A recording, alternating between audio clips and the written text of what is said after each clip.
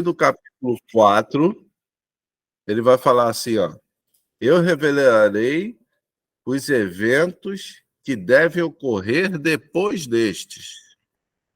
Então, é importante também a gente entender, gente, quando estuda Apocalipse, não é escatologia. O estudo da escatologia é um negócio mais amplo,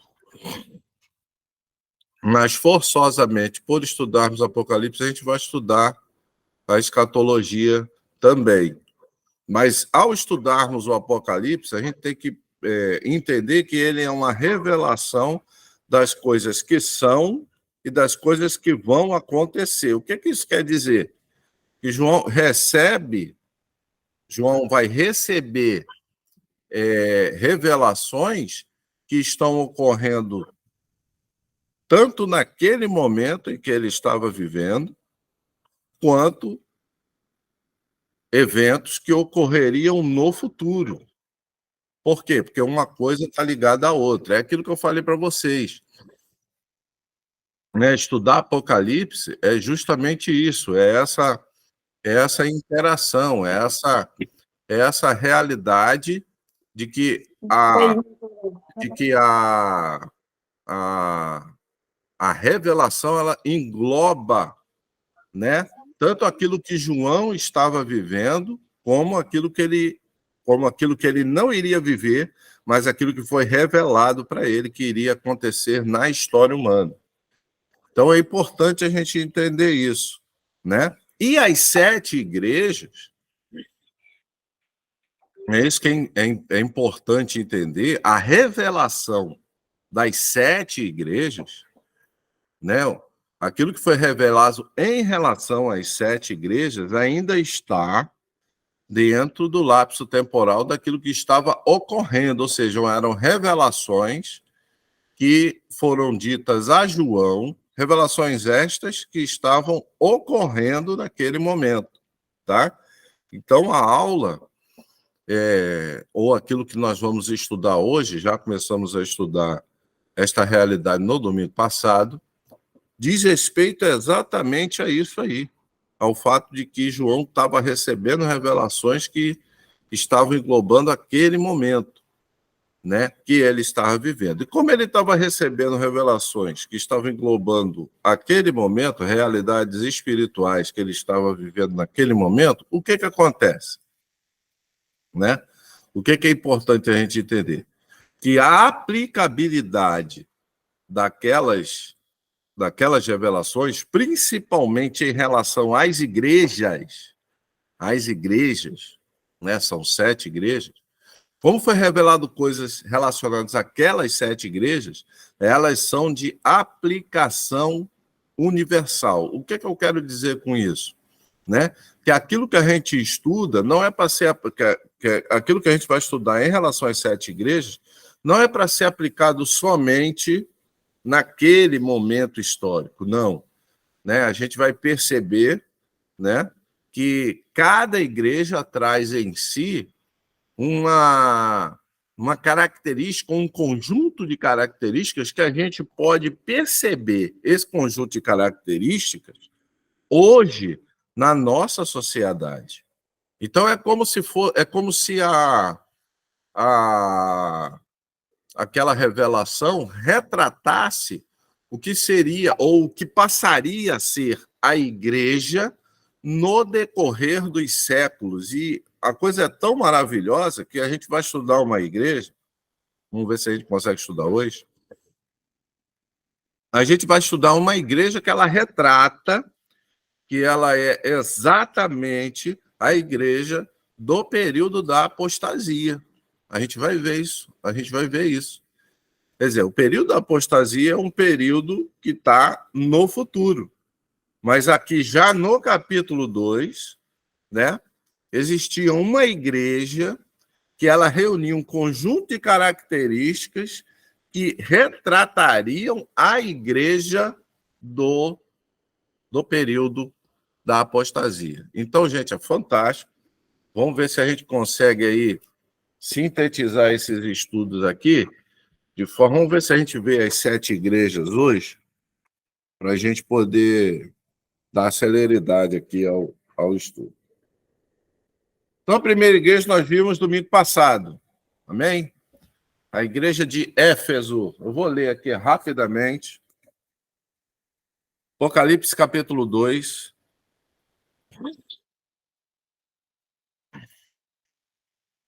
Apocalipse capítulo 2.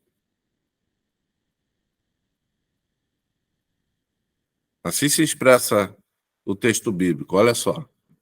Ao anjo da igreja de Éfeso escreve: assim declara aquele que tem as 7 estrelas na mão direita e anda no meio dos 7 candelabros de ouro. Ou seja, aqui nós vemos aquela estrutura, né, que a gente apresentou no domingo passado, né? Todas as cartas têm essa estrutura, né? A ordem, aonde da igreja escreve, e a identificação daquele que vai revelar as coisas em relação a esta igreja, né? Assim declara aquele que tem as 7 estrelas na mão direita e anda no meio dos 7 candelabros de ouro. Quem é que tem as 7 estrelas na mão direita, na sua destra, e anda no meio dos 7 candelabros de ouro? A identificação desse personagem a gente tem no capítulo 1, que é o próprio Senhor Jesus. Conheço as tuas obras, tanto o teu trabalho árduo, como a tua perseverança, como o trabalho, a tua perseverança, e que não podes tolerar pessoas más, e que puseste à prova aqueles que a si mesmos se declaram apóstolos, mas não são, e descobriste que eram impostores. Então, no versículo 2, a gente vê o quê? O que é mostrado para a gente aí? As qualidades desta igreja, ok? Aí tá todas as qualidades dessa igreja, né? É uma igreja que trabalha arduamente, é uma igreja perseverante, é uma igreja que não pode tolerar pessoas mais, é uma igreja que põe à prova aqueles que se dizem líderes, né, apóstolos, mas não são, né, e descobriste que eram impostores, ou seja, e que expõe, ó, esse aí não é apóstolo de Cristo. Então, era uma igreja que tinha essas características, né? Além dessas, ainda tem assim, olha, tens perseverado e suportado sofrimentos de toda espécie por causa do meu nome, e não te deixaste desfalecer. Então, mais qualidades da igreja aí. É uma igreja que tem suportado o sofrimento por seguir a Jesus Cristo. Ok? Vou ler oh, meu Deus, mais uma qualidade da igreja, que está lá no verso 6. Tens, contudo, a teu favor que odeia a prática dos nicolaítas, as quais também eu odeio. Então, qual era a prática dos nicolaítas, né? Os nicolaítas eram uma seita, né? Diz a tradição, diz a história, que é uma seita surgida naquela época por Nicolau, né? Liderada por Nicolau, e essa seita tinha como característica o sincretismo religioso, né? Então, ele introduzia o sincretismo religioso dentro das igrejas. Essa era a prática dessa seita dos nicolaítas, dentre outras coisas, mas a coisa mais importante, a que inferia coisas mais importantes ou mais profundas na igreja era essa prática, a prática do sincretismo religioso, de misturar religiões pagãs da época com o cristianismo. Daí surge várias coisas que são, inclusive, combatidas por João, pelo próprio João, nas suas cartas. Se você olhar, se a gente fizer um estudo, né, das cartas de João e do próprio Evangelho segundo São João, você vai ver que ele gasta muito tempo de seus escritos para combater essa questão dos nicolaítas, que é a mistura, né, a mistura tanto filosófica quanto doutrinária, né, de religiões pagãs. Ele traz conceitos pagãos para dentro do cristianismo. Mas esta igreja odiava isso. Ela odiava a obra dos nicolaítas. Então, essas são as qualidades da igreja. Dentro da estrutura, Jesus, ele vai falar essas qualidades dessa igreja, mas vai falar o seguinte, olha só o que ele diz. Verso 4. Entretanto, tenho contra ti. Vou repetir. Entretanto, tenho contra ti. Ou seja, aí Jesus vai começar a falar defeitos da igreja, defeitos dos quais ela deve se arrepender. Quais defeitos são? Tenho contra ti o fato que abandonaste o teu primeiro amor. Verso 5. Né? Isso aí ele retrata o defeito. Verso 5. Necessidade de arrependimento. Recorda-te, pois, de onde caíste. Arrepende-te e volta à prática das primeiras obras. Porquanto, se não te arrependeres, em breve virei contra ti e tirarei o teu candelabro do seu lugar. Ok? Então, Jesus fala aí o defeito, né? Deixaste o primeiro amor. Então, Éfeso era uma igreja o quê? Era uma igreja legalista, era uma igreja, né, que estava deixando de ser igreja e se tornando mais uma religiosidade, ou um povo que exercia religiosidade. Apesar das obras, apesar de ser pessoas preocupadas com a palavra, apesar de ser pessoas, né, que suportavam o sofrimento, eles estavam caindo aí, eles estavam deixando de ser igreja organismo para ser somente igreja organização. Então começou a entrar nesta igreja política, eclesiástica, né? Começou a entrar uma série de coisas que não estão dentro do Evangelho de Cristo. E aí Jesus fala, olha, vocês têm que se arrepender disso, porque senão eu vou tirar o candelabro de vocês, da onde vocês estão, o candelabro eu vou tirar. O que isso significa, meus irmãos? Significa que se não se arrepender, Jesus vai vir e vai tirar o legado da igreja. De fato, né? Jesus fez isso, né? Onde era a igreja de Éfeso hoje, né? Praticamente não existe cristãos, que é a Turquia, né? Que é a Turquia. Praticamente não tem cristãos. Era uma igreja pujante, era uma igreja que tinha todas essas qualidades, mas porque com o tempo, com o passar do tempo, e é isso que é interessante, essa igreja ela deixa de ser relevante. E ela passa a ser uma igreja o quê? Que fica somente na história daquela região. E aí ela até deixa de existir. A igreja, enquanto igreja, ela deixa de existir, que foi o que aconteceu com a igreja de Éfeso. Ok? E aí vem a promessa.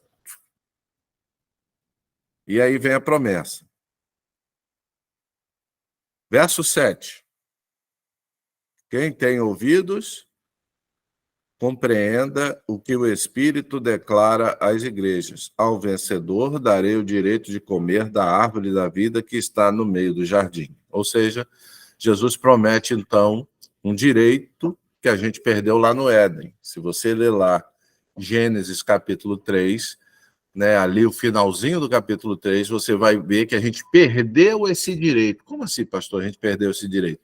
Vocês lembram quando Deus falou assim? O homem se tornou como um de nós, conhecedor do bem e do mal. Expulsemos o homem do jardim para que ele não coma a árvore da vida, o fruto da árvore da vida, e viva eternamente. E aí, então, Deus expulsa o homem da árvore, do jardim do Éden, né? E aí você vai ler lá em Gênesis capítulo 3 isso, lá no finalzinho do capítulo 3, ele vai expulsar o homem do jardim do Éden justamente por quê? Porque ele perdeu o direito, né? Que ele vai recuperar somente na segunda vinda de Cristo. Ok? Ao vencedor, darei o direito de comer da árvore da vida que está no paraíso de Deus. Amém, queridos? Vamos então continuar? Essa foi a igreja de Éfeso. Vamos à próxima igreja, então. Próxima igreja. Ao anjo da igreja em Esmirna. Ao anjo da igreja em Esmirna, né? Esmirna também seria ali na região da Turquia, né? Era uma colônia do Império Romano, econômica e culturalmente desenvolvida, ok? Então era uma cidade muito importante, né? Politicamente era uma cidade muito importante, Esmirna, e tinha ali uma comunidade judaica muito forte, muito grande, né? Então, você vai pegar esse conceito, você vai pegar essas realidades. Esmirna era uma cidade importante, tanto política quanto economicamente, dentro do Império Romano, né? E tinha uma comunidade judaica ali muito, muito grande, muito relevante. Olha só o que é que diz. Ao anjo da igreja em Esmirna escreve, mesma estrutura lá de Éfeso, a ordem. Aquele que é o primeiro e o último, que foi morto e ressuscitado, faz as seguintes afirmações. Novamente, Jesus se identifica. Agora não, ele se identifica de forma diferente agora, né? Aquele que foi morto e foi ressuscitado. Quem é que foi morto e foi ressuscitado? Jesus. Ok? Então, Jesus faz as seguintes declarações. Conheço as tuas aflições e a tua pobreza. Contudo, tu és rico. Conheço a blasfêmia dos que dizem judeus, mas não são. Pelo contrário, são sinagoga de Satanás. Não temais nada do que estáis prestes a sofrer. Eis que o diabo está para lançar alguns de vós na prisão, a fim de que sejas provados e sofrereis perseguição durante 10 dias. Ser fiel até a morte e te darei a coroa da vida. Só até aí, queridos. Depois a gente termina com o verso 11. A gente percebe, então, que Esmirna era uma igreja que era rica espiritualmente. Agora, não é uma igreja que era pobre, né? Materialmente falando, né? Você vê aí, olha, conheço as suas aflições e a tua pobreza, contudo tu és rico. Então, és rico o quê? Era uma igreja, meus irmãos, que era rica espiritualmente. Era uma igreja rica espiritualmente. Era uma igreja que tinha uma constância. Era uma igreja que, que, que também, no verso 10, a gente vê que, no verso 9 e no verso 10, a gente vê que ela recebia uma oposição muito grande da comunidade judaica daquela época. A gente não pode esquecer, irmãos, que o judeu, o judaísmo ortodoxo, né, ele nega que Jesus é o Messias, tá ok? A gente tem que entender isso aí, né? O judaísmo ortodoxo, ele nega que Jesus é o Messias. Então, o judeu, ele não acredita que Jesus Cristo, judeu ortodoxo, tá? Ele não acredita que Jesus Cristo é o Messias enviado por Deus para salvar o mundo. Ele não acredita, tá? Tanto é que até hoje os judeus ortodoxos esperam a vinda do Messias, a primeira vinda do Messias. De fato, o Messias virá, né? Mas vai vir já a segunda vez. A primeira vez ele já veio, ele vai vir a segunda vez. Mas os judeus, eles esperam o Messias ainda na sua primeira vinda. E qual é o ponto de conflito em relação a isso aí, né? O ponto de conflito em relação a isso aí é, por exemplo, se o pessoal de Esmirna pregasse assim, e com certeza pregava, né? E veio para o que era seus, e os seus não receberam, mas a todos quantos receberam, deu-lhes o poder de serem feitos filhos de Deus, a saber, aqueles que creram em seu nome. Isso está escrito aonde, irmãos?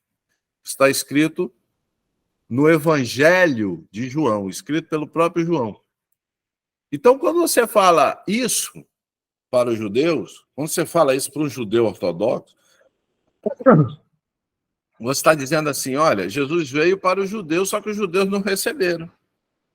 Mas a todos aqueles que receberam, e o receberam, Deus o poder de serem feitos filhos de Deus, a saber, aqueles que creem em seu nome. Então, pregar Jesus para o judeu ortodoxo, naquela época e na época de hoje, é complicado. Por quê?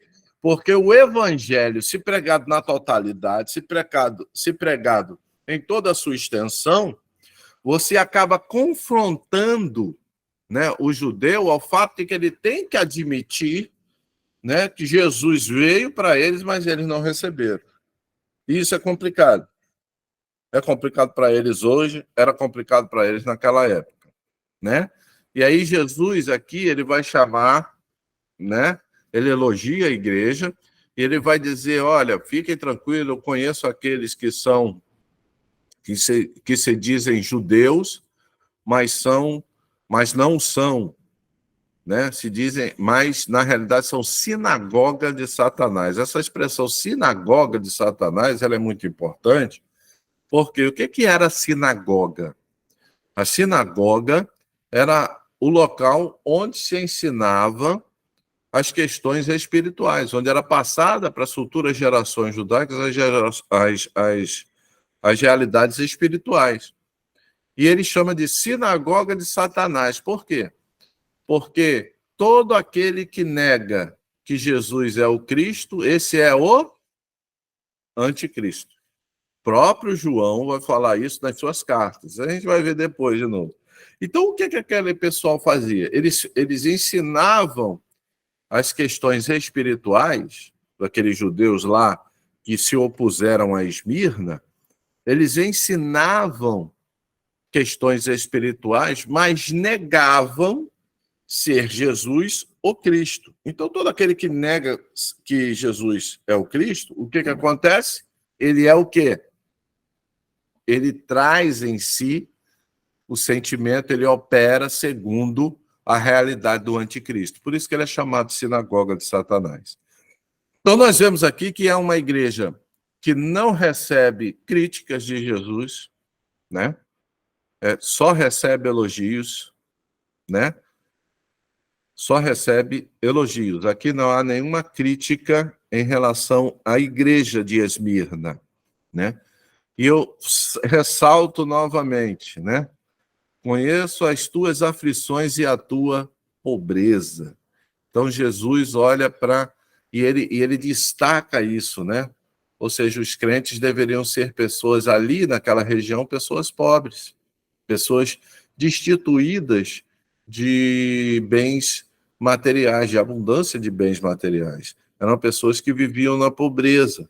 Mas, quando Jesus olha espiritualmente aquelas pessoas, ele as avalia como pessoas ricas espiritualmente. Então, amados, é interessante a gente perceber isso, porque cada detalhezinho desse vai nos colocando diante de uma realidade espiritual que vai contra ao pensamento de hoje que nós vemos. Ah, não, se a pessoa ela está passando por dificuldades financeiras, ou se ela vive uma vida simples aqui nessa terra, é porque ela tem algum tipo de problema espiritual, como muita gente da teologia da prosperidade prega por aí. E a Bíblia está dizendo que isso é uma tremenda de uma mentira, que existem pessoas pobres que são extremamente ricas espiritualmente falando. Ok? E a carta a Esmirna termina com uma promessa, né? Aí é a mesma estrutura da carta aos Efésios. Aquele que tem ouvidos, compreenda ou ouça o que o Espírito revela às igrejas. O vencedor de maneira nenhuma sofrerá a punição da segunda morte. Vou repetir. Aquele que tem ouvidos, compreenda o que o Espírito revela às igrejas. O vencedor, de maneira alguma, sofrerá a punição da segunda morte. Interessante, né, irmãos? Aqui a gente vê que ele começa a introduzir conceitos que eles vão se materializar na revelação lá no finalzinho de Apocalipse. Lá no finalzinho de Apocalipse a gente vai ver a primeira ressurreição. Lá a gente vai ver o que é de fato a segunda morte, porque ele vai falar, olha, a segunda morte é isso, ok?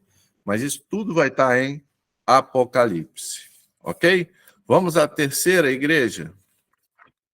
Terceira igreja, igreja de Pérgamo. Igreja de Pérgamo. Vamos lá, queridos?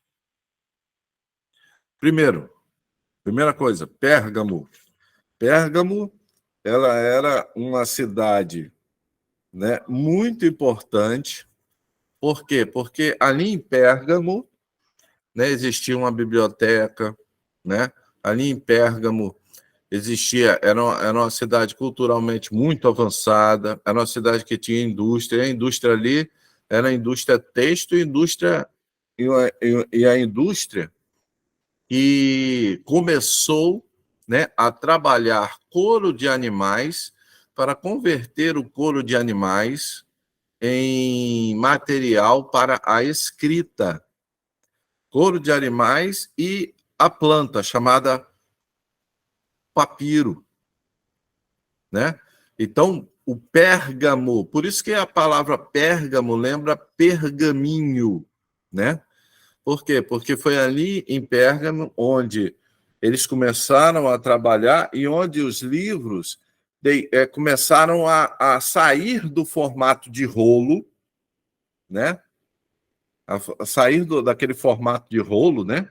Que era o formato, lógico, que tinha era abundante naquela época, mas começaram a se tornar em córtex. O que é córtex, pastor?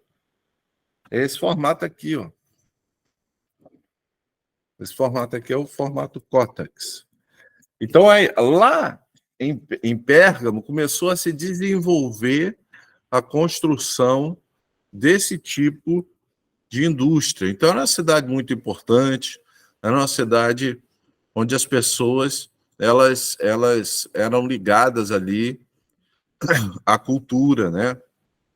A existência de uma biblioteca importante na cidade é de relevância, porque eram pessoas mais cultas. Mas vamos ver o que a igreja de Pérgamo reserva na visão de Cristo. Quando Jesus olha para a igreja de Pérgamo, o que ele vê? Vamos lá. Ao anjo da igreja em Pérgamo escreve, mesma coisa, a ordem. Identificação de quem dá a ordem. Assim declara aquele que tem a espada de 2 gumes afiados. Essa espada de 2 gumes afiados está lá no capítulo 1 também. Só um tem, e ele é Jesus.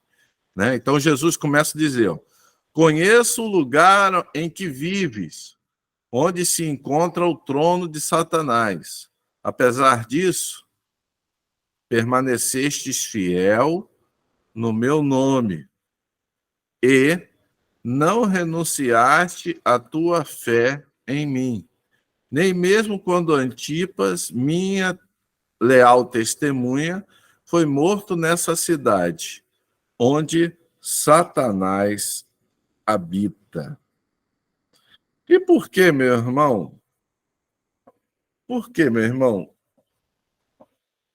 Aí está o trono de Satanás. Por que Jesus usa essa expressão? Trono de Satanás. Tá? Lógico, isso tudo vai estar na apostila dos irmãos, tá? Mas em Pérgamo foi instituído, na cidade de Pérgamo era muito forte, foi instituído e era muito forte o culto ao imperador. Então, Pérgamo adorava ao imperador. O imperador romano ele era adorado em Pérgamo como rei. Por isso que ele usa lá, olha, sei onde tu vives, sei onde você está. É como se Jesus estivesse dizendo assim, ó, igreja de Pérgamo, eu sei onde você se localiza, eu sei onde você está fisicamente. Essa cidade aí é onde está o trono de Satanás, ou seja, onde está a adoração né, ao imperador. O imperador remete à realidade de trono, ao imperador romano. Então, o imperador romano ele era adorado ali como um deus, né? E aí Jesus vai qualificar esta prática de trono de Satanás, né? Ou onde Satanás habita, né? Que ele usa a mesma expressão aí. E no verso 13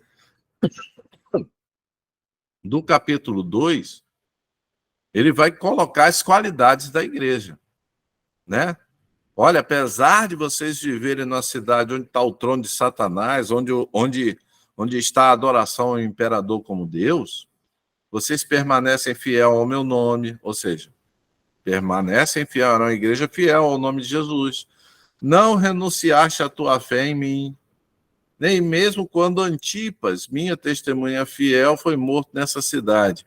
Muitos dizem que Antipas, né, a história diz que Antipas, isso também vai estar na apostila de vocês, foi um dos pastores de Pérgamo, que foi martirizado ali na cidade de Pérgamo. Foi morto ali na cidade de Pérgamo por causa da fé em Jesus Cristo.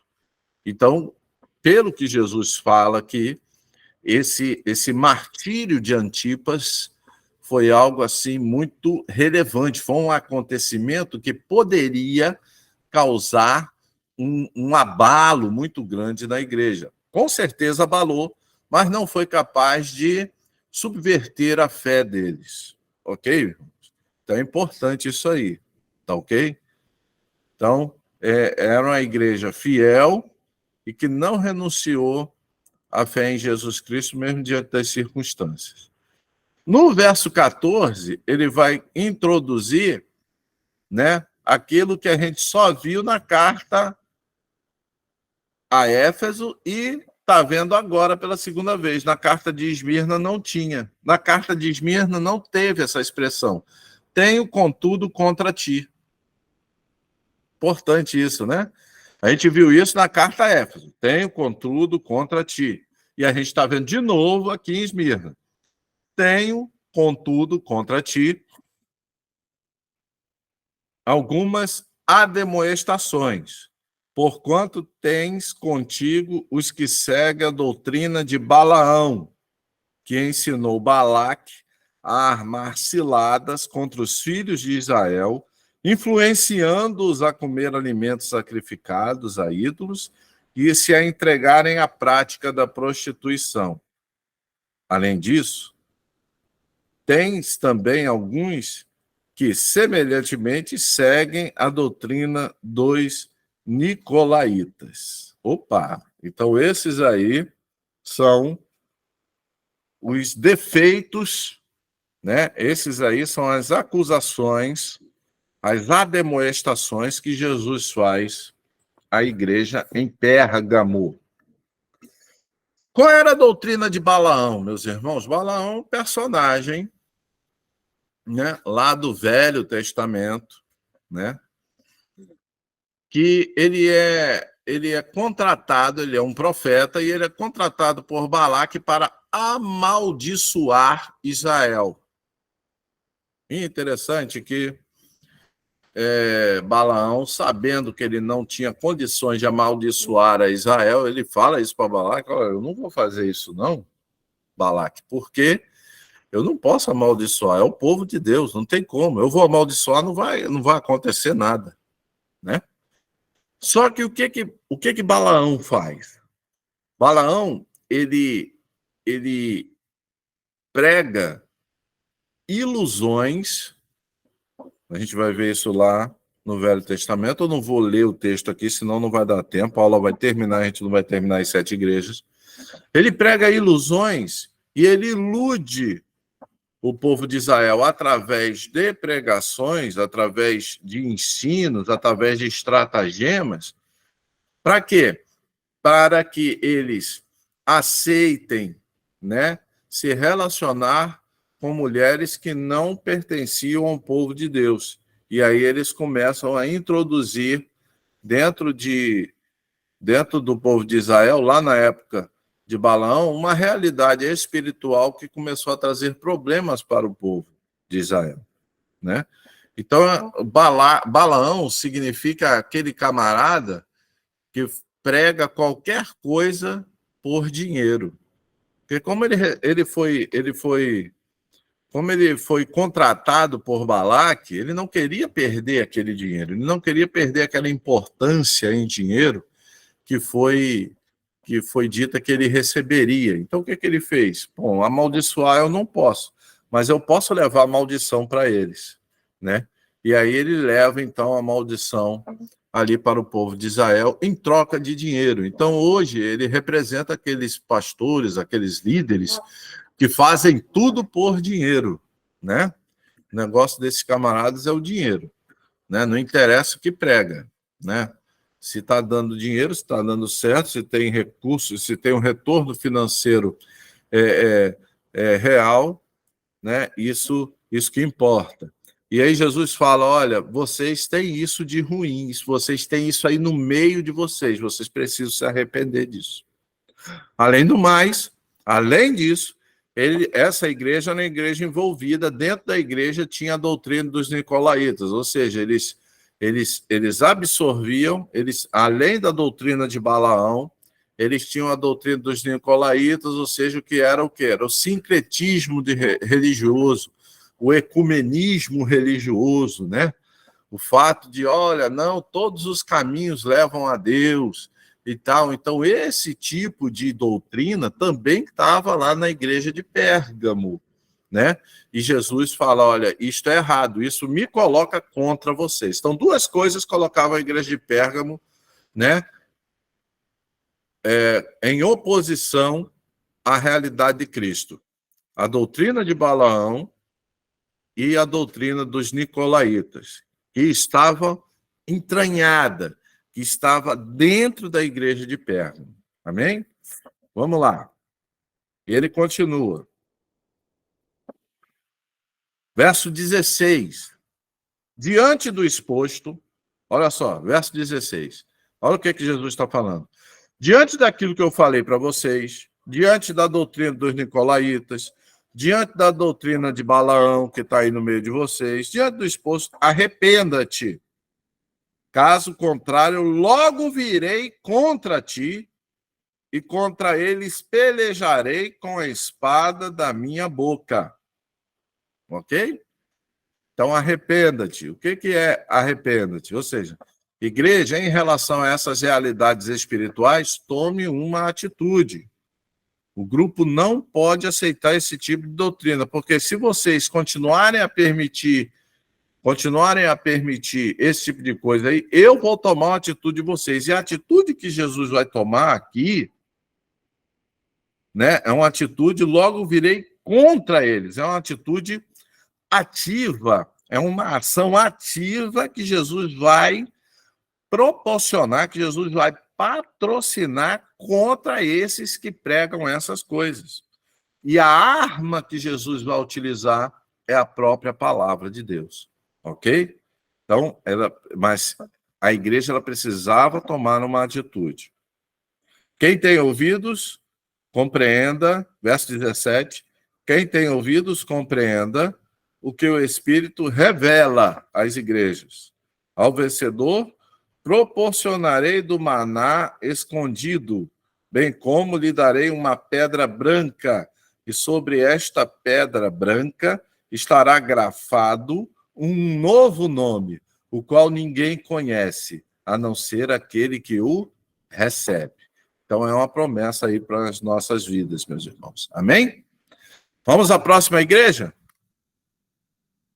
É importante, irmãos, né? Uma sugestão que eu dou aos irmãos, se os irmãos tiverem aí papel e caneta, que eu pedi para os irmãos trazerem, coloca aí no papelzinho e caneta, carta de Pérgamo, né? Ordem, apresentação, qual o versículo em que Jesus fala elogios? Aí você coloca elogio, verso 13, né? Pecados da igreja, verso 14, repreensão à igreja, verso 14, verso 15, né? chamado ao arrependimento. Está em que versículo? Verso 16. E a promessa? Verso 17. Coloque isso aí para você saber nas outras igrejas, nas anteriores e nessa também. Vamos à igreja de Tiatira? Né? Vamos lá, meus irmãos. Igreja de Tiatira.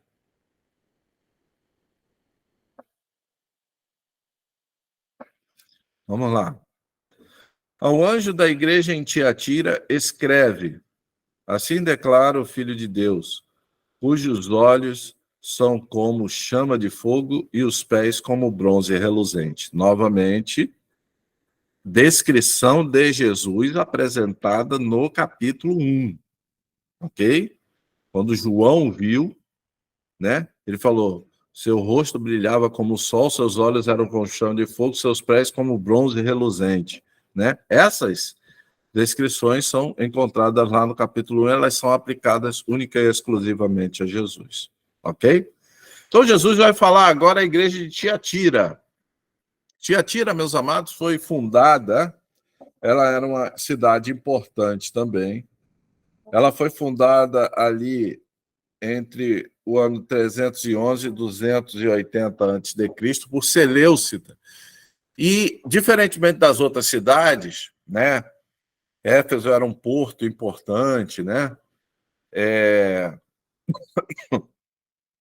Éfeso era um porto importante, Esmirna era era um centro comercial e político importante, Pérgamo era uma cidade voltada para a cultura, né? Biblioteca.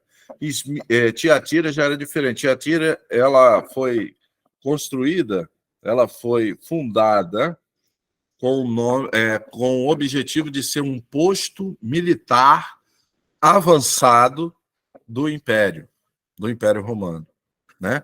Então, ela era uma cidade que tinha características ali de posto avançado militar.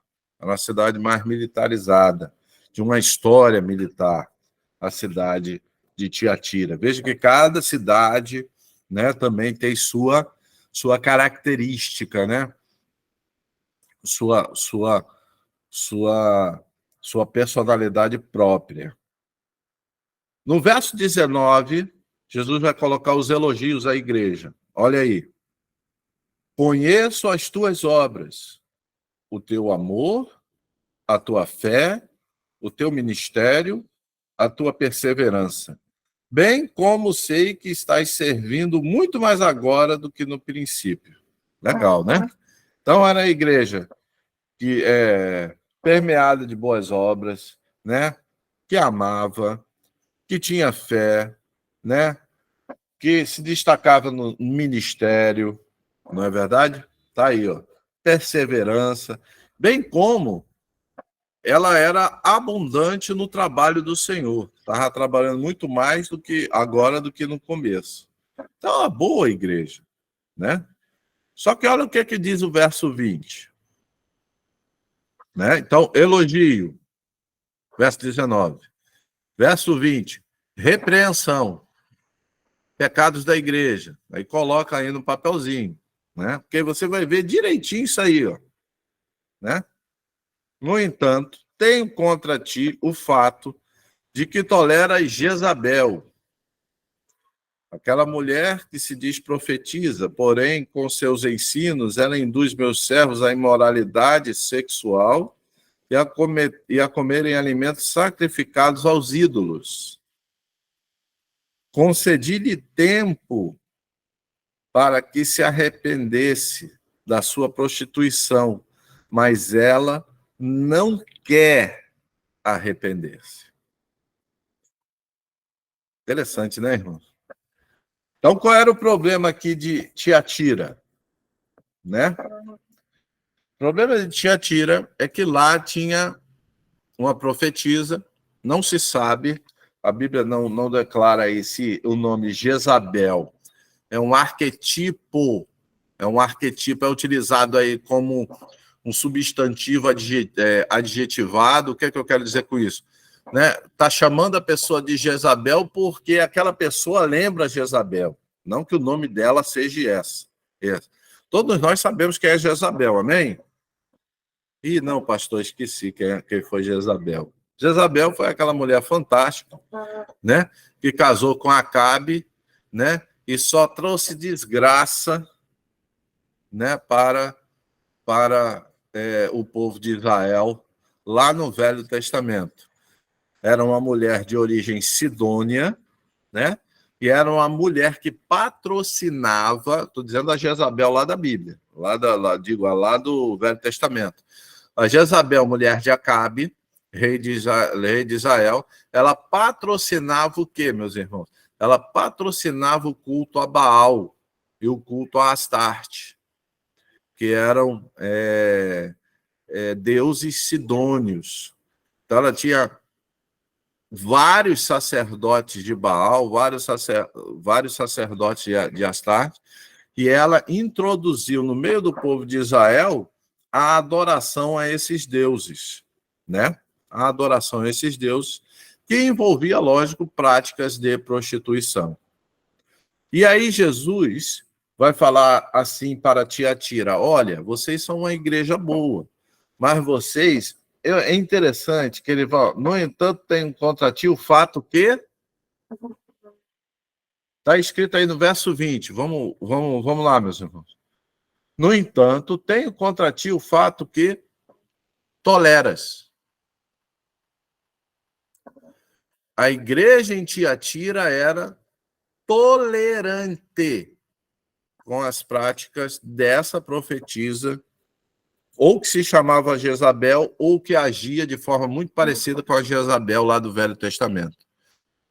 Então, meus irmãos, aqui traz algo interessante, né? Tem igreja que tolera maçonaria, tem igreja que tolera, né, práticas homossexuais, tem igreja que tolera. A igreja de hoje, ela está tolerando um monte de coisa, né? Então, a igreja, ela não pode transigir com aquilo que é contra a palavra de Deus. É isso que Deus está dizendo. Vocês estão transigindo, vocês estão tolerando, né? E vocês estão tolerando um tipo de doutrina, um tipo de pensamento que está contaminando um monte de pessoas dentro da igreja em Tiatira. E aí Jesus fala, olha, ela está levando vários, ela através da sua influência, é o que Jesus está dizendo aqui no verso 20 e 21, através da sua influência, ela está levando várias pessoas a práticas que estão distanciando essas pessoas do Evangelho de Cristo. E vocês estão tolerando. Vocês sabem que isso ocorre dentro de vocês e vocês estão tolerando. Ok? E aí Jesus vai falar o quê? Jesus vai falar, olha... Ele vai dizer assim, ainda concedi tempo para ela e seus seguidores se arrependerem. Eu concedi tempo.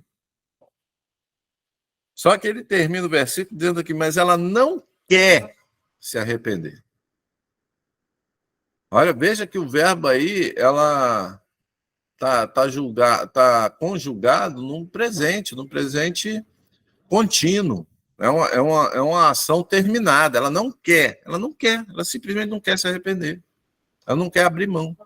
Ela quer pertencer a essa igreja, mas não quer abrir mão dessas práticas. Verso 22. Aí Deus vai agir, olha. Como ela não quis se arrepender, portanto, eis que a farei adoecer. Enviarei grande aflição sobre aqueles que com ela cometem adultério, a não ser que se arrependam das suas más ações.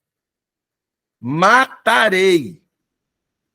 Não, é interessante, né, gente? É muito pastor do amor por aí. Não, Jesus é amor, Deus é amor, tudo é amor e tal, né? É o pastor do amor, né? Aí eu vejo aqui, ó. Quem é que está falando assim? Matarei os seguidores dessa mulher. Quem é que falou isso? Jesus, meu irmão. Jesus. Matarei os seguidores desta mulher. E todas as igrejas saberão que eu sou aquele que sonda as mentes e corações, e, portanto, retribuirei a cada um de vós de acordo com as vossas obras. Ok? Então, Jesus ele vai agir de forma efetiva aqui. Ok, meus irmãos?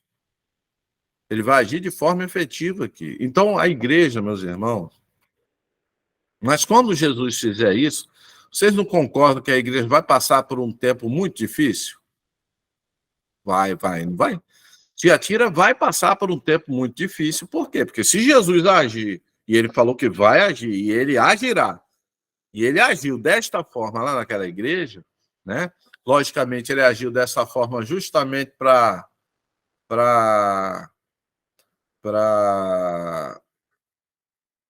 purificar a igreja, para proporcionar santidade à igreja, por isso que Jesus agiu dessa forma.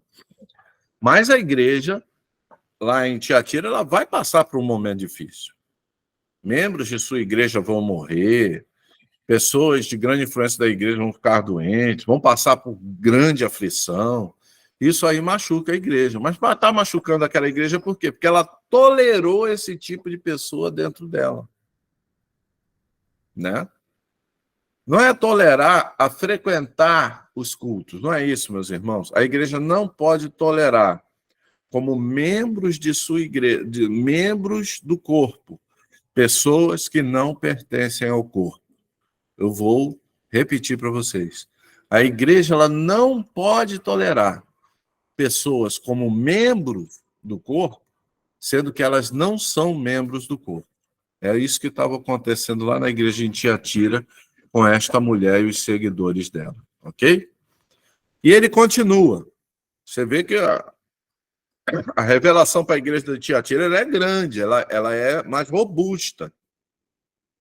Todavia, verso 24, todavia, aos demais que estão em Tiatira, ou seja, fora aquele grupo, o restante da igreja de Tiatira, e que não seguem a doutrina desta mulher, e não aprenderam com eles, como eles costumam falar, os profundos segredos de Satanás, afirmam, não colocarei outra carga sobre vós. Opa, então dentro da igreja de Tiatira, existiam pessoas que não concordavam com o ensino daquela mulher, né? Não concordavam, se afastavam, né? E sobre essas pessoas, Jesus falou, olha, em relação aos demais de Tiatira, eu não vou agir como eu vou agir como aqueles lá, como a Jezabel e seus seguidores. Aos demais de Tiatira, ele vai dizer, não colocarei outra carga sobre vós. Ok? Tão somente apegai-vos com firmeza ao que tendes, até que eu venha. Ao vencedor, aquele que permanecer nas minhas obras até o fim, eu lhe darei autoridade sobre as nações. Ele as governará com cetro de ferro e as reduzirá a pedaços como se fossem vasos de barro. Eu lhe concederei autoridade semelhante à que recebi de meu Pai. Também lhe darei a estrela da manhã. Aquele que tem ouvidos, ouça, compreenda o que o Espírito diz às igrejas. Então perceba aí que Jesus ele vai alencar várias promessas aqui, né, queridos? Ao vencedor, aquele que permanecer nas minhas obras até o fim. E aí Jesus está alencando aqui várias promessas. Lhe darei autoridade sobre as nações, ele as governará com cetro de ferro e as reduzirá a pedaços como se fossem barro. Eu lhe concederei autoridade semelhante àquele que recebi de meu Pai. Olha só a coisa tremenda. Também lhe darei a estrela da manhã. E aquele que tem ouvidos, compreenda o que o Espírito diz às igrejas. Ok, irmãos? Vamos, todos entenderam aí? Igreja de Tiatira. Vamos à igreja de Sardes. Igreja de Sardes. Já estou no capítulo 3.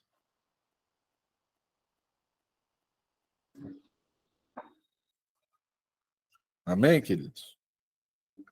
Vamos lá. Sardes, né? Qual era a característica dessa cidade, queridos? Sardes era uma cidade, era a capital do antigo reino da Lídia, né? Então, Sardes era a capital de Lídia, né? Era uma cidade próspera e orgulhosa, né? Porque lá tinha a indústria de lã e tinturaria, ou seja, olha só, cada cidade tem sua característica mesmo, né? Aqui a indústria era a indústria têxtil, né? De lã e tinturaria, fazia tecidos. E nessa cidade também, querido, nessa cidade também, era o centro de uma deusa chamada Cibele. Na cidade de Sardes, se adorava uma deusa chamada Cibele, ok? Que era uma religião de adoração mística, né? Ou seja, eles praticavam ali o misticismo, e junto ao misticismo, as práticas religiosas envolviam práticas imorais, né? Com sacerdotes e sacerdotisas daquela deusa. Ok, queridos? Então, era uma cidade importante, era uma cidade rica, era uma cidade orgulhosa, era uma cidade que era importante, se enxergava importante e se avaliava importante. Vamos ver o que é que Jesus, quando olha para a igreja localizada ali, vamos ver o que é que Jesus fala? Ao anjo da igreja em Sardes escreve a ordem. Agora Jesus vai se identificar. Assim declara aquele que tem os 7 Espíritos de Deus e as 7 estrelas. Ok? Aquele que declara... Assim declara aquele que tem os 7 Espíritos de Deus e as 7 estrelas. Também, isso aí a gente vê lá no capítulo 1 do livro de Apocalipse. Quem tem os 7 Espíritos de Deus e quem tem as 7 estrelas, né? Ou seja, os 7 Espíritos de Deus, a gente viu no estudo capítulo 1, isso aí simboliza o Espírito Santo, tá, irmãos? Os 7 Espíritos de Deus simbolizam o Espírito Santo. E as 7 estrelas são o quê? Os anjos das 7 igrejas, ok? Que está na mão direita de Jesus. Conheço as tuas obras. Olha aí. Conheço as tuas obras. Então, Jesus, ele olha para aquela igreja, ele vai olhar para aquela igreja e ele vai dizer assim, olha, eu conheço profundamente vocês. E olha só o que Jesus fala, que tens fama de estar vivo, mas de fato está morto. Então, ao contrário, meus irmãos, essa igreja aqui em Sardes era uma igreja chamada igreja morta. Olha só. Se alerta e fortalece o que ainda resta e o que estava prestes a morrer. Opa! Então, perceba, meus irmãos, porque não tenho encontrado integridade em tuas obras diante do meu Deus. Então, o que estava acontecendo com a igreja em Sardes? Era uma igreja em que espiritualmente as pessoas estavam morrendo. Existiam pessoas que estavam prestes a morrer ali, né?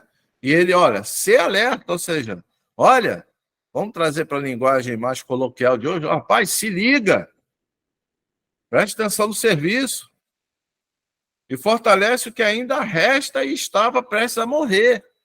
Então, existiam ali um remanescente, um grupo pequeno, que ainda estava com Jesus, mas era pequeno. E existia um outro grupo, pequeno também, que estava prestes a morrer, porque a grande maioria da igreja já estava morta.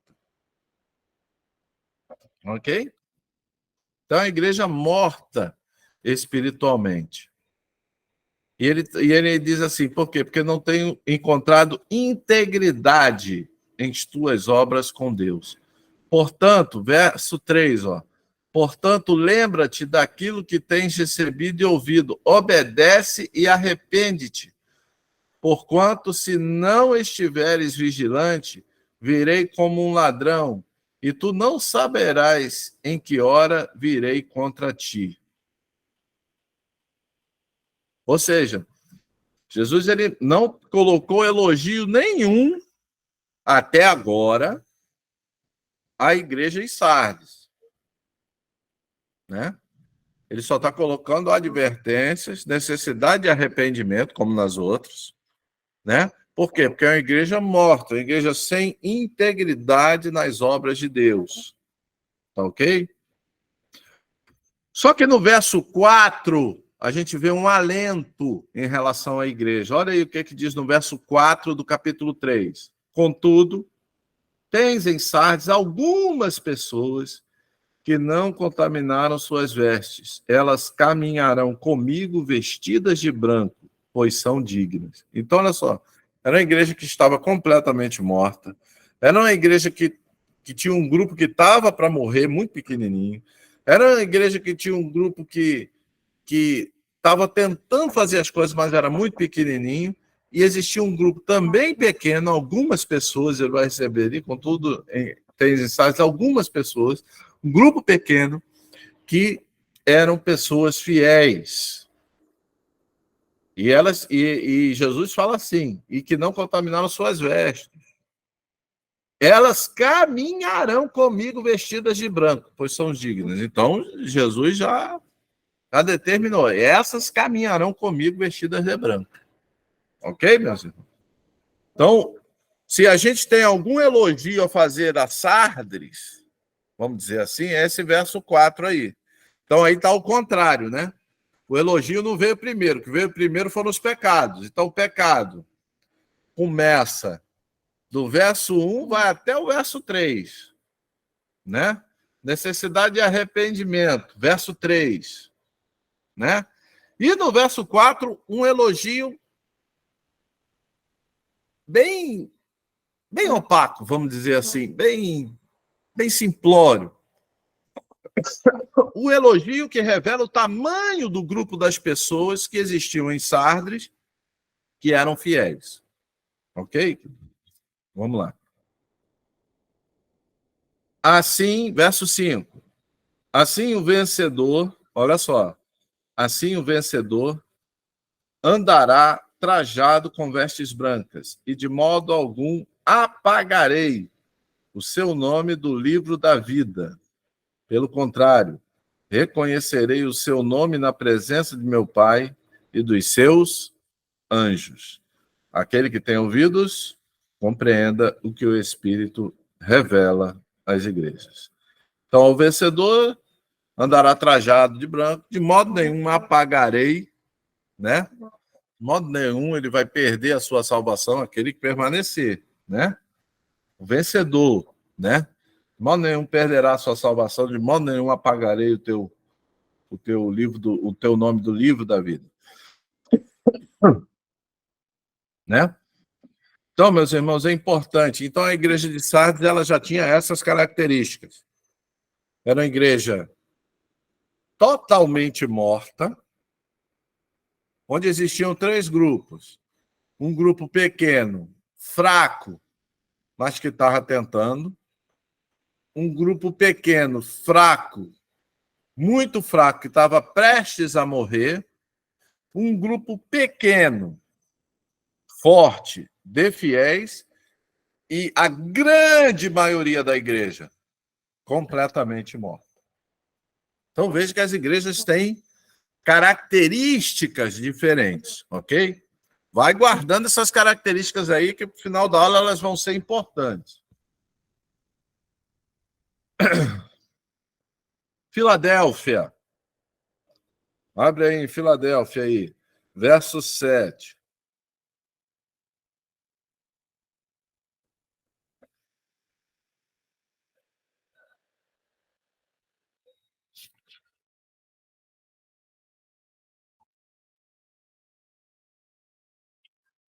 Vamos lá? O anjo da igreja em Filadélfia escreve: Assim declara aquele que é santo e verdadeiro, que possui a chave de Davi. O que ele abre, ninguém consegue fechar. E o que ele fecha, ninguém consegue abrir. Outra descrição de Jesus, né? Ele que abre, ninguém consegue fechar, e aquele ele é aquele que fecha e ninguém consegue abrir. Ok? Conheço as tuas obras. Eis que tenho colocado diante de ti uma porta aberta que ninguém consegue fechar. Tens tem pouca força, mas obedeceste a minha palavra e não negaste o meu nome. Farei aos da sinagoga de Satanás, aos que dizem judeus e não são, mas mentem. Sim, fareis que venham adorar prostrados aos teus pés e saibam que eu te amo. Porque deste atenção à minha exortação, porquanto a suportar os sofrimentos com paciência, eu igualmente te livrarei da hora da tribulação que virá sobre o mundo todo, para pôr à prova os que habitam sobre a terra. Opa! Coisa maravilhosa, né, irmãos? Está aí uma igreja que Jesus não fala, não retrata, não coloca nenhuma ademoestação. Outra igreja no qual Jesus não coloca nenhuma demonstração. Pelo contrário, é uma igreja, né, que tem pouca força. Essa expressão pouca força talvez seja pouca influência na cidade, tá, irmãos? Talvez seja pouca influência na cidade. E a gente vai saber por quê. Interessante, né, irmãos? O problema. Olha, o problema. Por isso que, rapaz, a gente tem que ler a Bíblia com atenção. O problema enfrentado pela igreja em Filadélfia é o mesmo problema apresentado pela igreja em Esmirna. E em ambas as igrejas, Jesus não fala nenhum pecado dessas igrejas. Jesus não destaca nenhum pecado dessas igrejas. Mas as igrejas têm o mesmo problema. Qual é o problema? Elas enfrentam a oposição ferrenha da sinagoga de Satanás. Olha, farei aos da sinagoga de Satanás. Verso 9. Aos que se dizem judeus e não são, mas mentem. Sim, farei que venham adorar prostrados aos teus pés e saiba que eu te amo. Ou seja, era uma igreja que enfrentava, na sua pregação, a questão dos judeus. Gente, a questão judaica ela é importante, tá? Quando eu digo a questão judaica, gente, é a questão do judaísmo ortodoxo, tá? Fariseus, escribas, saduceus, todo esse esquema religioso que tem, né? Que muita coisa ficou para trás, mas tem muita coisa que ainda está aí. O judaísmo ortodoxo, ele não crê em Cristo. Eu já falei isso quando eu falei sobre a igreja em Esmirna. E ele faz ferrenha oposição aos cristãos. Lógico, hoje em dia existem os chamados judeus messiânicos, que tem muitos, aliás. São aqueles que acreditam que Jesus é o Messias, ou seja, o judeu que se converteu. Graças a Deus tem muito, né? Mas a maioria dos judeus, eles são ortodoxos, eles não creem em Cristo, tá, queridos? Então, essas igrejas eram igrejas, tanto Esmirna quanto Filadélfia, eram igrejas que viviam sob a oposição dos judeus, né? No verso 10, ele destaca outra qualidade da igreja, ó, porque deste atenção à minha exortação quanto a suportar os sofrimentos com paciência. Ou seja, era uma igreja que suportava os sofrimentos com paciência, né? Sofrimentos causados, lógico, por esta oposição. E ele vai dizer assim: eu igualmente te livrarei na hora da tribulação, porque virá sobre o mundo todo para pôr à prova os que habitam sobre a terra, né? Então, Jesus promete que esta igreja não vai viver a tribulação, né? Jesus vai livrar na hora da tribulação. Igualmente, te livrarei na hora da tribulação. Né? Muitos utilizam isso aqui, principalmente os pré-tribulacionistas, usam este texto aqui para justificar o arrebatamento antes da tribulação. Ah, não, pastor, então a igreja preparada ela vai ser arrebatada antes da tribulação. Eu costumo dizer, né, queridos, que tomara que eles estejam certos, né? Eu não creio nisso, mas tomara que nossos irmãos estejam certos e eu esteja errado. Mas eu não vejo neste texto que ele vai livrar da tribulação. Ele vai livrar na tribulação. Tá? É diferente. Deus ele não vai livrar da tribulação, ele vai livrar na tribulação. É diferente. Né? Eis que venho sem demora, conserva o que tens, para que ninguém tome a tua coroa. Olha só, interessante. Vamos pensar sobre. Porque a gente leu na igreja anterior, né? Não, lá em. Digo, a gente leu lá na igreja de Sardes assim, verso 5 do capítulo 3. Assim, o vencedor andará trajado com vestes brancas, e de modo algum apagarei o seu nome do livro da vida. Então, o nosso nome pode ser apagado do livro da vida? Olha só o que diz aí no verso 11. Eis que venho sem demora. Verso 11 agora. Voltei lá para a igreja de Filadélfia. Eis que venho sem demora. Conserva, ó a doutrina da perseverança aí. Conserva o que tens, para que ninguém tome a tua coroa. O que é tomar a coroa, meus irmãos? A coroa significa o quê? Né? Para que ninguém tome a tua coroa. Ao vencedor, dar-lhe-ei a coroa da vida. Não é isso? Então, para que ninguém tome a sua coroa. Ou seja, então, a minha coroa ela pode ser tomada. É isso que é importante entender. Conserva o que tens, porque se você não conservar o que tens, a sua coroa será tomada. É isso que a Bíblia está dizendo aqui também, querido. Então, eu não sei você, né? Mas eu não acredito em salvo, uma vez salvo, salvo para sempre. Eu não acredito nessa conversa, né? Porque a Bíblia é muito clara. Não, de modo nenhum apagarei o teu nome do livro da vida, mas eu não apagarei o nome do livro da vida. Vamos voltar lá? Ó, vamos voltar lá? Verso 5 do capítulo 3. Assim, o vencedor andará trajado com vestes brancas. Então, está falando de quem? O vencedor. O vencedor andará trajado com vestes brancas. E de modo algum apagarei o teu nome do livro da vida. Por quê? Porque ao perdedor, aquele que não conserva o que tem, a coroa será tomada, ou seja, o nome será apagado do livro da vida, sim.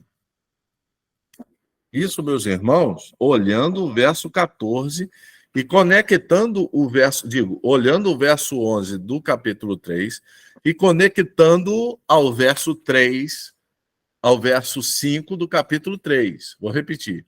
Se você conectar o verso 5 do capítulo 3 ao verso 11 do capítulo 3, você vai ver que a tua coroa pode ser tomada. E você também vê que o teu nome pode ser apagado. Ok? Importante a gente entender isso, tá, irmãos?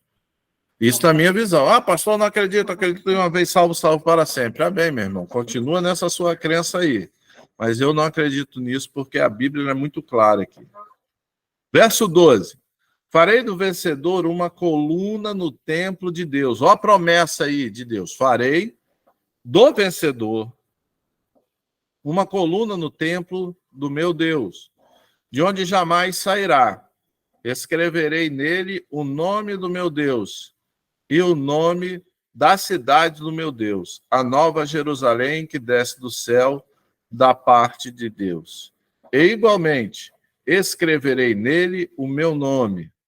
Aquele que tem ouvidos, compreenda ou ouça o que o Espírito revela às igrejas. Amém, queridos? Ok? Vamos à última? Vamos à última? E assim a gente encerra essa lição.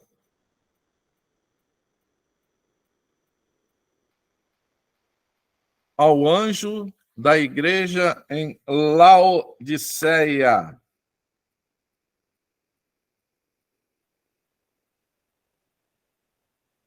Laodiceia. Laodiceia, meus amados, era uma cidade muito importante na época do Império Romano. Aí existia uma escola de medicina, em Laodiceia existia uma escola de medicina, existiam indústrias têxteis, e aí se fabricava colírio, tá, irmão? Colírio para os olhos. Era uma cidade cultural, né? Industrial, né? E ligada à medicina, às práticas da medicina. Então, é uma cidade muito importante. Ok?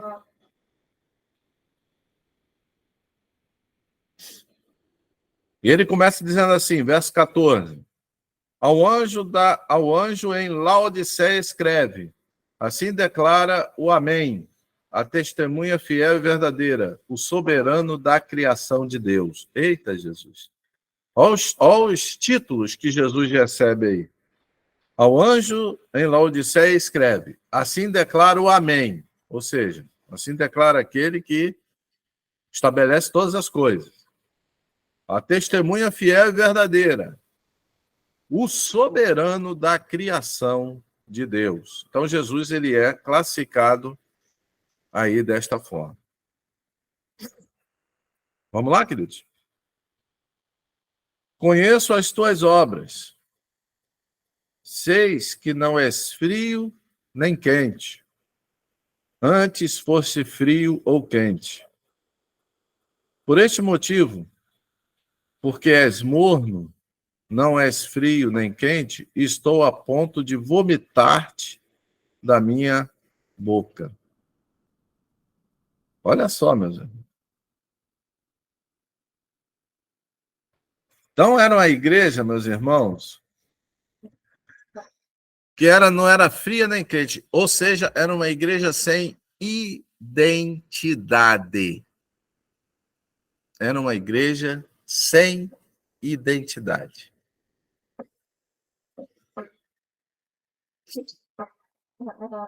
Todas as igrejas que nós vimos até agora, nenhuma delas era perfeita, mas elas tinham identidade, né? Todas elas tinham uma identidade, algo que marcava elas espiritualmente falando.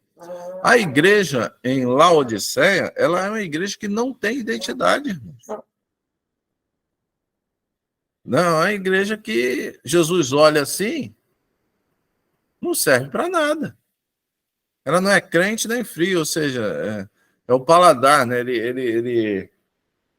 Jesus ele usa uma expressão aí, ele usa um conjunto de palavras, né? Ele usa um conjunto de textos, como se ele estivesse saboreando. Jesus vai saborear a igreja, só que o gosto é ruim. Né? Aquela coisa sem gosto e morna. Então, você tem vontade de colocar para fora e não colocar para dentro. Então, é uma igreja sem identidade, tá, irmãos? É uma igreja sem identidade. Verso 17. E além de não ter identidade, olha só, e ainda dizes, estou rico. conquistei muitas riquezas e não preciso de mais nada. Olha só. Então, essa aqui era pelo jeito, pelo texto, né? Comparando a todas as outras igrejas, era a igreja mais rica que tinha, era essa. Ok? Estou rico, conquistei muitas riquezas e não preciso mais de nada. Contudo, não reconheces que és miserável, digno de compaixão, pobre, cego e que está nu. Pobre, cego e está nu. O contrário daquilo que a cidade de Laodiceia representava. A cidade de Laodiceia era rica, né? Fabricava colírio para as pessoas enxergarem melhor e tinha fábrica têxtil, ou seja, fabricava roupa para as pessoas vestirem. Mas Jesus olha para a igreja que está nessa cidade e diz: olha, você é pobre, cego e está nu. Olha só, mano. Tremendo, né, irmão? Portanto, ofereço-te este conselho. É interessante, né, irmão? A todas as outras igrejas,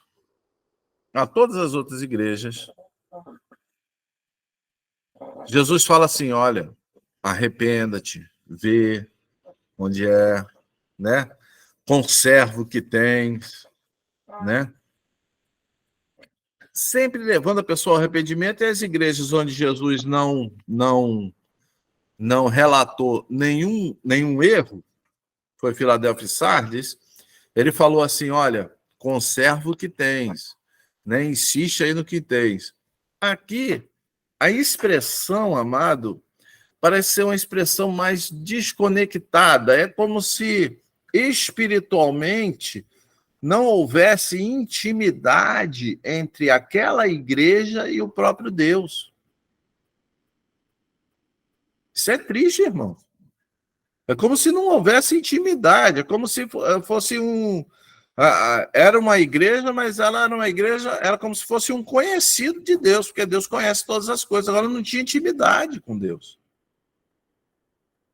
Até na hora de chamar a pessoa, até chamar a atenção, Jesus, as outras é arrependa-te, né? Volta-te, né? Perceba lá para Éfeso, né? Perceba onde você caiu. Aqui não. Olha só. Portanto, ofereço-te. Olha só como é que é algo menos pessoal, menos íntimo.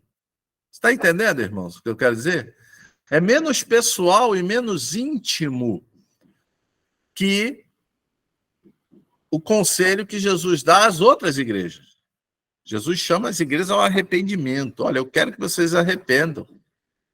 Aqui Jesus quer que a igreja também se arrependa, mas a chamada ao arrependimento é uma chamada que o texto infere a ideia de que é algo sem muita intimidade. Ofereço-te este conselho. Adquire de mim. Olha só. Adquire de mim ouro refinado no fogo, a fim de que te enriqueças. Ou seja, adquire de mim riquezas verdadeiras. Você se acha rico, mas você é pobre. Por quê? Porque as riquezas verdadeiras são minhas. Amém? Tá entendendo? Isso é Jesus falando. Adquire de mim riquezas.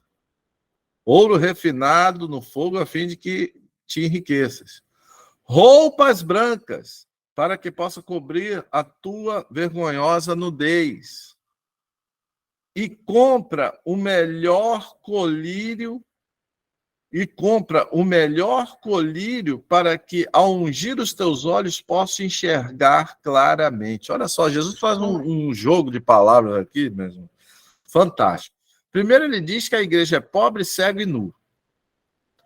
E aí, logo em seguida, no próximo versículo, Jesus oferece riqueza, Jesus oferece roupas, E Jesus oferece o colírio vindo dele para que a igreja possa enxergar.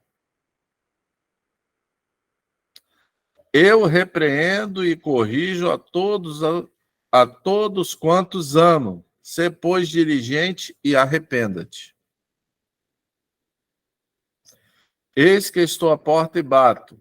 Se alguém ouvir a minha voz e abrir a porta, entrarei em sua casa e cearei com ele e ele comigo. Ou seja, Jesus está falando assim para a igreja lá em Laodiceia. Eu não estou nem aí dentro. Amém, querido? Você vê que essa expressão, Jesus coloca antes da promessa. Isso não é uma promessa, né? Isso é um convite. Jesus está fazendo um convite à igreja. Eis que estou à porta. Eu estou à porta. Porque dentro da igreja eu não estou. E aí porque já estamos terminando já a carta à igreja. Quer dizer, Jesus não fez nenhuma anuência, nenhum destaque, pelo menos um grupo pequeno como tinha nas outras igrejas, né? Existia uma igreja que estava prestes a morrer, mas ainda tinha gente lá. Nessa aqui não tem ninguém, meus irmãos. É importante a gente entender isso.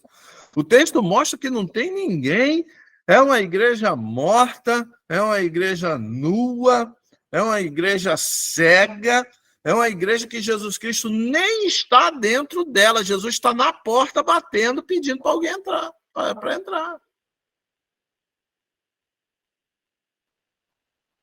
Aí sim, ele termina com a promessa: ao vencedor, eu lhe concederei que se assente comigo no meu trono, assim como eu venci e me assentei com o meu Pai no seu trono. Aquele que tem ouvidos, ouça e compreenda o que o Espírito revela às igrejas. Amém, queridos? Então,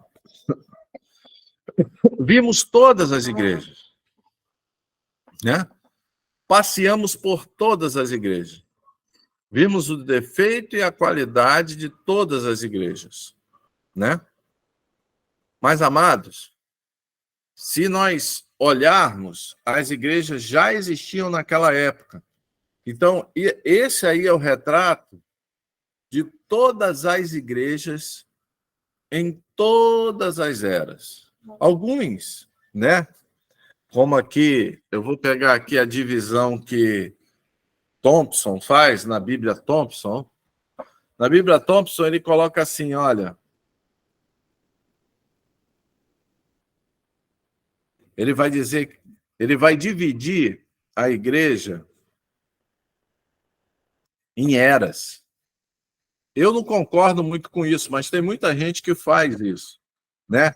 A igreja de Éfeso representa a igreja do fim da Idade Apostólica, a igreja de Esmirna representa os primeiros séculos de perseguição, a igreja de Pérgamo, né, representa a época de Constantino, né, com a prosperidade temporal, a igreja em Tiatira, né, a época da apostasia papal, a igreja em Sardes representa a igreja da Idade Média, a igreja em Filadélfia representa o período da Reforma e época de Lutero, né? E a igreja em Laodiceia representa a igreja dos últimos dias. Eu não gosto muito disso, não, porque se naquela época existiam todas essas igrejas, durante todas essas épocas, durante toda a história do homem, as igrejas sempre foram desse jeito aqui, iguais às igrejas das 7 igrejas do Apocalipse. Eu só quero chamar a atenção, meus amados, da última igreja. Que para mim, sabe? Para mim, meus amados, por que eu quero chamar a atenção desta última igreja, que é a de Laodiceia? Porque para mim, ela representa a igreja dos períodos de apostasia predecessores ao aparecimento do anticristo. Tá? Como também, aí eu concordo com o Thompson e com vários outros, né? Em que a igreja de Laodiceia é a igreja dos últimos dias. Eu acho que também é a igreja dos últimos dias. Desconfio que seja, porque é uma igreja onde Jesus Cristo nem dentro dela estará mais. É isso que é importante a gente entender. Jesus já está à porta batendo, né? E como nós vimos lá em Tessalonicenses, que antes do aparecimento do anticristo, amados, vai haver, né, o período de apostasia. O período de apostasia vai englobar tudo, tá, irmãos? Vai englobar aí a questão do governo, da economia, da cultura, dos comportamentos, mas também vai englobar a igreja daquela época, né? E o retrato mais fiel da igreja dos últimos dias que eu vejo é a igreja da carta de Laodiceia, e é a igreja que termina o conjunto de cartas escritas às igrejas. É como se Jesus Cristo falasse: olha, a igreja sempre apresentou esses problemas, mas nos últimos dias a igreja será como a igreja de Laodiceia, uma igreja que talvez tenha recursos, uma igreja que talvez seja vista e patrocinada pelo governo, uma igreja que tenha riquezas, uma igreja que tenha tranquilidade, né? É interessante, né, irmãos? Uma igreja que tenha tranquilidade. Mas, pastor, por que o senhor está falando isso? Olha só, Igreja de Laodiceia escreve, olha só, e ainda dizes: estou rico, conquistei muitas riquezas e não preciso de mais nada. Para mim, esse vai ser o discurso da igreja dos últimos dias. Uma igreja, né, que conquistou muitas riquezas, uma igreja que está muito rica e uma igreja que não precisa de mais nada. Então, amados, vamos ficar atentos. Esse estudo é muito importante, não é à toa que no original grego as cartas elas representam quase 1/8 do livro, né? Quase 1/8, 1/10 do livro de Apocalipse é só nessas cartas. Você vê que há uma preocupação de Jesus de retratar todas as igrejas do Apocalipse e retratar desta forma. Então eu peço, irmãos, que os irmãos meditem sobre isso. Meditem sobre que tipo de igreja cada um de nós temos nos tornado. O dia que a gente se tornar, o dia que a gente ter essa visão espiritual, que tem a visão espiritual, olha a visão espiritual da igreja de Laodiceia: estou rico, conquistei muitas riquezas e não preciso de mais nada. Esta é a visão espiritual da igreja dos últimos dias. A gente tem que estar atento quanto a isso, irmãos. Espero que Jesus tenha falado ao seu coração, como falou ao meu, quando eu estava estudando. E já na próxima aula, nós vamos estudar sobre a revelação do céu. Amém? Quer ver? A visão da majestade de Deus e a revelação do céu. Capítulos 4 e 5, a gente vai estudar na próxima aula. Aí a gente vai ver várias coisas, né? A gente tem que tomar certos cuidados, irmãos, porque no afã, né? Por isso que eu estudo a Bíblia, olhando realmente o que a Bíblia está querendo dizer e o texto. O que o texto está dizendo ali, né? Por exemplo, nós vamos estudar sobre a existência de 24 anciãos no céu, sentados em 24 tronos. E aí, eu vejo as pessoas, eu estava estudando sobre isso, e eu vejo as pessoas falando: não, esses 24 anciãos representam a igreja, representam aqueles em todos os tempos. Aí eu continuei lendo, né? Como assim, a igreja em todos os tempos? Porque representa as 12 tribos de Israel e representa os 12 apóstolos, ou seja, representa a igreja do Velho e a igreja do Novo Testamento. Já vi teólogo falando isso. Só tem um problema, né, irmãos? Só tem um problema. Por exemplo, quantos apóstolos a gente teve no Novo Testamento? Né? Quantos apóstolos? Tá, vai lá. Para você não falar, pô, o pastor tá. Os mais conhecidos. Nós tivemos quantos apóstolos? 12. 12. Vamos lá.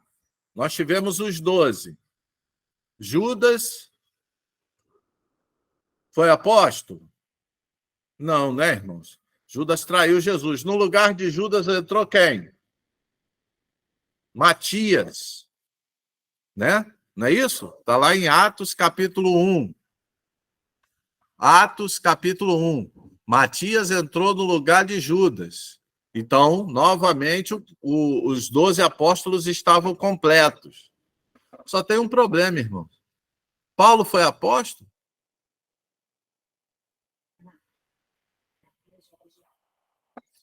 Paulo foi apóstolo?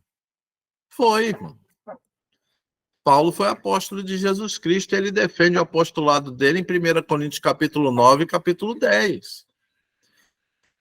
Então, a gente tem que tomar muito cuidado com isso aí, né, para a gente não colocar coisas, querer determinar. Pastor, aí estão os 24 anciãos. Os 24 anciãos são 24 anciãos sentados em 24 tronos e que estão lá no céu. Mas o que é que eles são? Quando eu chegar lá, eu vou perguntar para Deus o que é que eles significam. Agora, o que é que a Bíblia me fala? O que é que a Bíblia me fala? Me fala que são 24 anciãos sentados em 24 tronos e que ele interage com o apóstolo João. Tá ok? Então, se você quer saber sobre os 4 seres, os 24 anciãos, sobre o mar de vidro, né? Você está convidado a participar da próxima aula. Que Deus os abençoe, que Deus os guarde, que Deus os proteja, né? Que Deus os abençoe. Eu espero que a aula tenha sido abençoada para vocês. Vocês tenham um domingo abençoado em nome de Jesus. Nós estaremos pregando hoje, né? Nós estaremos pregando hoje na comunidade evangélica Geração da Conquista à noite. É isso? É isso mesmo, Jota? Então, hoje à noite, então vocês que estão vendo aí a gente, se quiserem assistir a pregação, né, vamos ver se a gente manda o link para todos vocês também. Que Deus os abençoe abundantemente. Amém? Deus os abençoe.